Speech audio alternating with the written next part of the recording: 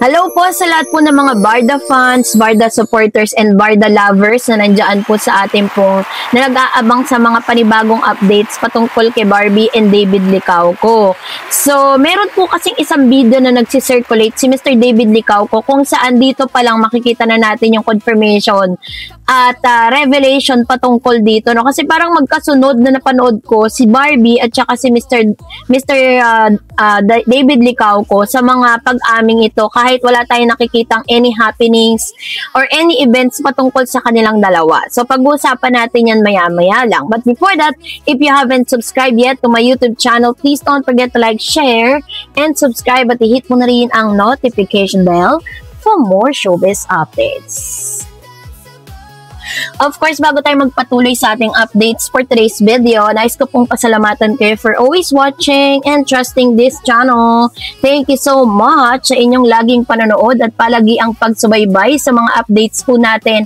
Maraming salamat po. And this time, eto na, pag-usapan natin si Mr. David Licauco. So kung hindi nyo po napanood yung ating latest updates patungkol sa kanya, no, sa kanila ni Miss Barbie, panoorin nyo po yan yung kanina ko pong in-upload kung saan finally Miss Barbie Forteza ay inamin na siya po ay single and ready to mingle. Sabi niya happy siya and single, 'di ba?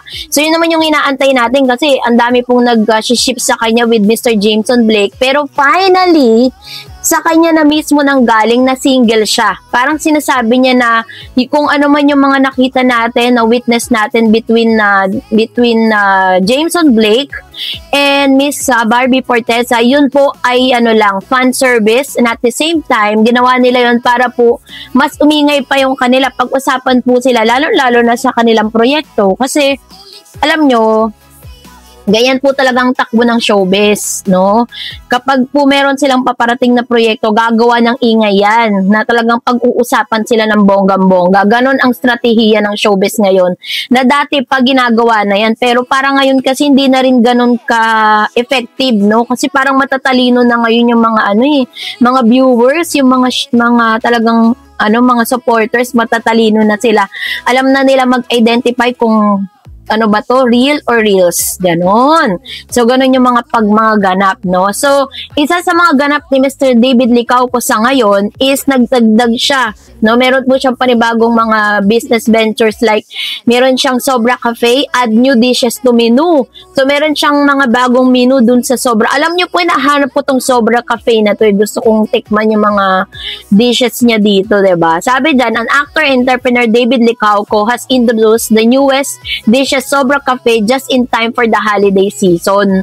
So, sa pagpasok po ng Pasko is minabuti niya na makapag-add po siya ng panibagong dishes kasi alam niya na pag buying season, di ba?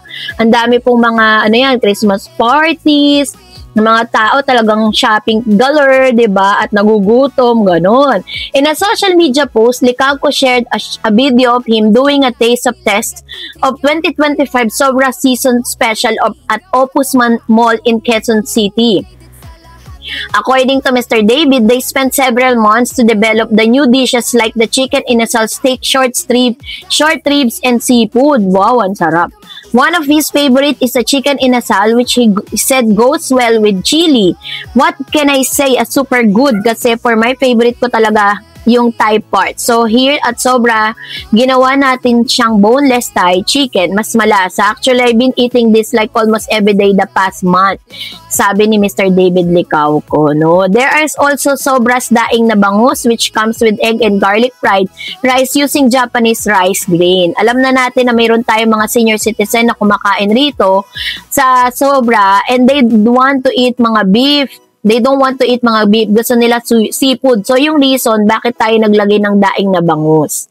Yun. So, yun pala yung kanyang meron yung kanyang mga panibagong inilabas, no? May bago siyang mga menu na inilabas dito sa kanyang restaurant sa QC. Syempre, sa lahat po ng Sobra Cafe na niya restaurant. Pero, isa rin sa mga talaga namang pinag-uusapan ngayon kasi doon po sa isang if you remember, si Mr. David Licauco po kasi diba parang nasa basketball league siya. And then, yan, panoorin natin yung video.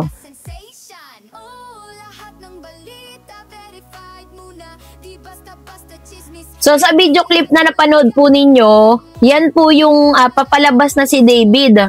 Tapos, may tumawag sa kanyang fan, tinahanap si Miss Barbie Forteza. So, ang sagot ni David, tinuro niya yung heart niya, na bagay na kinilig po yung mga fan kasi parang ito ba ay isang confirmation or revelation coming from Mr. David Licauco. And then, bigla pang nagsabi si Barbie na siya ay single, diba? Ito isang matibay ni revelasyon na talagang kahit hindi po sila nagsasama sa isang serye or movie, pero still, is mananatili pa rin talaga ang barda, diba? So, marami mang mga hadlang, marami mang mga fake news na naglabasan, pero si David is talagang si Barbie pa din talaga ang nilalaman ng kanyang heart. O, diba? Yun yung pinaka-interpretation eh. Ang dami pong natuwa dun sa sagot ni Mr. David Licauco nung hanapin ng mga fans si Barbie sa kanya, diba? Tinuro niya yung kanyang heart. So, the reason why hanggang ngayon, marami talagang kumakapit pa rin kay Barbie at David kahit na ang dami pong mga parang sinasabi na wala yan, fan service lang yan, wala yan, ganyan-ganyan, diba? Pero still, diba, doon pala makikita natin na hindi kayang i-dissolve ng mga bashers kung ano man po yung samahan na meron po si David Licauco and Barbie Forteza. So wala man pong pag-amin na nagaganap sa publiko or wala pa man pong mga level. Kung ano man po yung label ng kanilang relationship, they are friends, best friends, diba? Pero this year 2025 kasi dito sila inamin na sabi ni David that she really care about Miss Barbie. Tapos, or he really care about Barbie. Tapos, si Barbie naman, sinabi niya na she really care about David. O, anong ibig sabihin nun, diba? Ano pa bang kailangan nating isipin? At sabi nga ng, diba, you need to read between those lines na lang. Basahin mo na lang yung mga sinasabi nila. Diba? So, yun yung isa sa mga nagpapatibay sa mga Barda fans para talagang manatili po tayo na nakasuporta sa kanilang dalawa. So, nakakatawa lang tignan na very vocal kasi sila eh. Hindi sila yung parang nag-sugarcoat, diba? Yung sinisugarcoat yung mga sagot nila sa mga interviews para lang kiligin kayo. Hindi. Kung ano po yung totoo, kung ano po yung nararamdaman nila, yun ang inilalabas nila sa publiko. Kung matatandaan ninyo, si David, di ba? Nung in-interview siya, nung kasagsagan na siya po ay may girlfriend, tahasan niya pong sinabi yun sa publiko, di ba? Hindi para ilihim niya. No, hindi niya po nilihim yun sa publiko. Yun po ay nilabas niya. Ngayon, dahil single siya, single si Miss Barbie Forteza, ganun din po yung sinasabi niya sa mga interview niya, hindi siya nagsisinungaling. So, ano pa ba yung kailangan nating isipin? Meron pa bang tayong dapat pagdudahan?